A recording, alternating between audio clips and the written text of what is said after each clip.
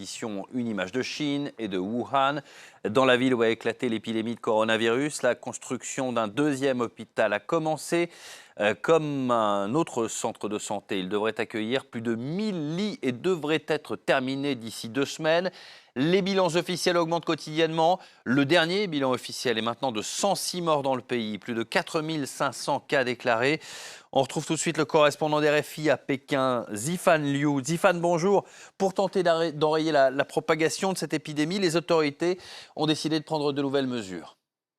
Oui, en effet, les autorités ont annoncé que plus de 4000 personnels médicaux ont d'ores et déjà été envoyés à Wuhan pour épauler le personnel hospitalier débordé sur place. En tout, c'est 6000 personnes qui devraient être déployées dans la zone sinistrée dans les prochains jours. Pékin a également annoncé que 10 000 lits seront bientôt prêts pour désengorger les hôpitaux de Wuhan. Parmi ces 10 000 lits, vous en avez parlé, on compte les 2 établissements en urgence construits dans un temps record. La Chine s'est donné moins de 10 jours pour pouvoir établir ces 2 hôpitaux de fortune qui peuvent à eux deux accueillir plus de 2000 patients. Hier, le ministère chinois des Affaires étrangères a aussi tenu une réunion avec les ambassadeurs étrangers quant au rapatriement des ressortissants en cours par plusieurs pays. La France a annoncé qu'un vol direct devrait être organisé dans les prochains jours depuis Wuhan, mise en quarantaine depuis la semaine passée. Alors Zifan, vous vous trouvez à Pékin, la capitale, et elle vient d'enregistrer son premier cas mortel.